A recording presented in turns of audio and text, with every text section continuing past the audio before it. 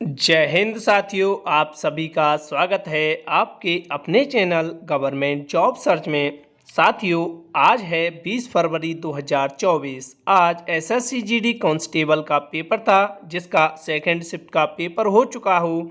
तो आज हम सेकंड शिफ्ट में पूछे गए सभी प्रश्नों के उत्तर देखेंगे। तो साथियों, जो पेपर देकर आए हैं वो अपना आंसर मिलाएंगे और जिनका आगे पेपर है उनके लिए ये वीडियो बहुत महत्वपूर्ण होने वाली है।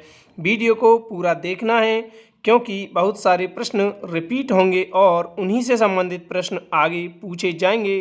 तो चलिए देखते हैं क्वेश्चन और आंसर। और सभी से रिक्वेस्ट है वीडियो को लाइक जरूर कर दें। तो चलिए देखते हैं प्रश्न क्या है। तो पहला प्रश्न आया है, अपना स्वार्थ सिद्ध करना मुहावरे का अर्थ क्या होता है।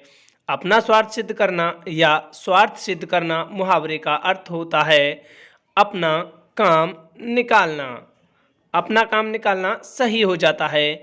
दोस्तों, मुहावरे पर्यायवाची शब्द विलोम शब्द को पेपर से पहले पढ़ के जरूर जाना है। अब आगे देख लेते हैं आगे क्या पूछा गया है। आगे पूछा गया है गद्यांश। दोस्तों, गद्यांश 5 नंबर का आया था और होली से रिलेटेड गद्यांश आया था। तो प्यारे साथियों, आप सभी गद्यांश को जरूर गौर से पढ़ करके जाएंगे। और अब आगे चलते हैं, बैडमिंटन से संबंधित शब्द कौन सा है। दोस्तों, बैडमिंटन से संबंधित शब्दावलियाँ भी पूछी गई हैं। तो आप सभी जितने भी खेल हैं उनसे संबंधित शब्दावलियाँ एक बार पढ़ के जाएंगे। तो बैडमिंटन संबंधित शब्दावलियाँ हैं service court, shuttlecock, love, net, forehand, hit, drop, back hand, smash, double fault आदि। ये सभी खेल की शब्दावलियाँ हैं। आपका जो भी सही आंसर हो इसमें से देख लेना जो भी आपने लगाया हो।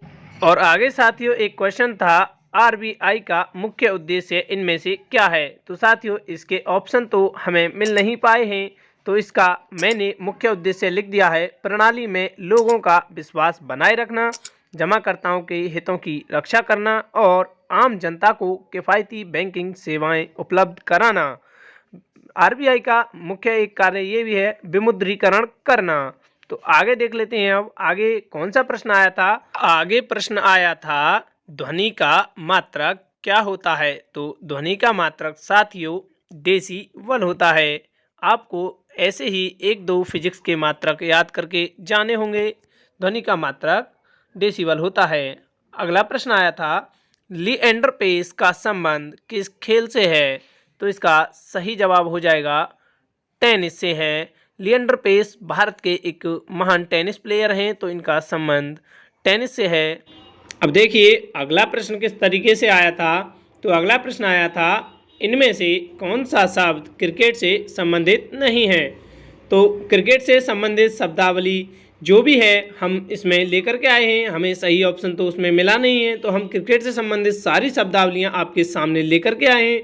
तो क्रिकेट संबंधी शब्दावली है, आप स्क्रीन पे देख पा रहे होंगे, maiden over, follow on, rubber, aces, catch, bowl, stump out, run out, AW, hit, wicket, not out, no ball, wide ball, dead ball, overthrow, bye, leg, cover hand, drive, late cut, hook, glance, stroke, spot, pull, six, follow, through, turn, गॉम्बी, spin, yorker, bouncer, hat, trick, round the wicket, over the wicket. ये सभी cricket से संबंधित शब्दावलियाँ थीं। आगे देख लेते हैं। साथ ही एक और विलोम शब्द आया था, विरल का विलोम शब्द क्या होता है। तो इसका विलोम शब्द होता है सघन। विरल का विलोम शब्द होता है सघन। साथियों, 2 विलोम शब्द पूछे गए थे।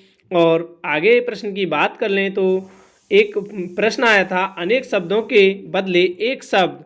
इसका क्वेश्चन हमें मिल नहीं पाया है, लेकिन इतना पता है कि अनेक शब्दों के लिए एक शब्द आया था। 2 क्वेश्चन वाक्य शुद्धि से आए थे।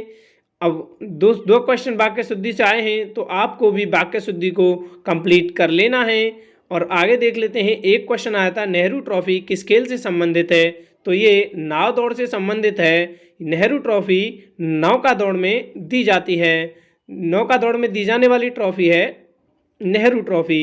अब अगला प्रश्न देख लेते हैं। अगला प्रश्न आपका पंचवर्षीय योजना से संबंधित है।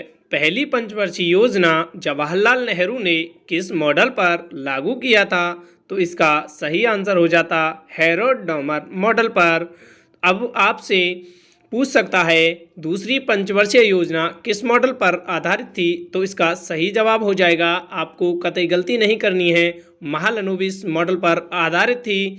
तो दोस्तों वीडियो को लाइक ज़रूर करना और आपके जितने भी दोस्त और साथी तैयारी कर रहे हैं उन तक ये वीडियो ज़रूर शेयर करना। चलिए दोस्तों अगले प्रश्न की तरफ चलते हैं। दोस्तों अगले प्रश्न की तरफ चलने से पहले बस मैं इतना ही कहूँगा, यदि आप चैनल पर नए हो तो प्लीज़ चैनल को सब्सक्राइब जरूर कर लो और वीडियो को प्लीज़ लाइक ज़रूर करना। आपका एक लाइक हमारे लिए बहुत बड़ा मोटिवेशन है। तो प्रश्न है, भारत का संविधान कब अपनाया गया था? तो इसका सही आंसर हो जाता है 26 नवंबर 1949 को अपनाया गया था। अब आपसे अगली शिफ्ट में पूछ सकता है कि भारत का संविधान पूर्ण रूप से कब लागू हुआ था? तो इसका आंसर हो जाएगा 26 जनवरी 1950 को ये लागू हुआ था पूर्ण रूप से। 26 नवंबर को ही भारतीय कानून दिवस के रूप में मनाते हैं और 26 जनवरी को गणतंत्र दिवस के रूप में मनाया जाता है। अब आगे बात कर लेते हैं, अगले प्रश्न की ओर चलते हैं। प्रश्न आया था संविधान के अनुच्छेद 333 का संबंध किससे है? तो इसका सही जवाब होने वाला है भारतीय संविधान का अनुच्छेद 333 राज्य विधानसभाओं में एंग्लो इंडियन समुदाय के प्रतिनिधित्व के लिए विशेष प्रावधान देता है। अगला प्रश्न है, पन्नालाल घोष का संबंध किस वादक से है? यानी कि पन्नालाल घोष का संबंध किस वाद्य यंत्र से है? तो ये बांसुरी वादक हैं। अगले प्रश्न की बात कर लेते हैं। अब अगला प्रश्न है जनगणना से संबंधित क्वेश्चन है। 2011 की जनगणना के अनुसार महिला साक्षरता दर किस राज्य का सबसे अधिक है? तो इसका सही आंसर हो जाएगा केरल। केरल की महिला साक्षरता दर सर्वाधिक है। अब आगे बात कर लेते हैं अगले प्रश्न के बारे में। अगला क्वेश्चन आया था, सड़क चौड़ी है रेखांकित वाक्य का शुद्ध वर्तनी क्या होगा? इसमें चौड़ी सही आंसर होगा, चौड़ी शुद्ध वर्तनी है।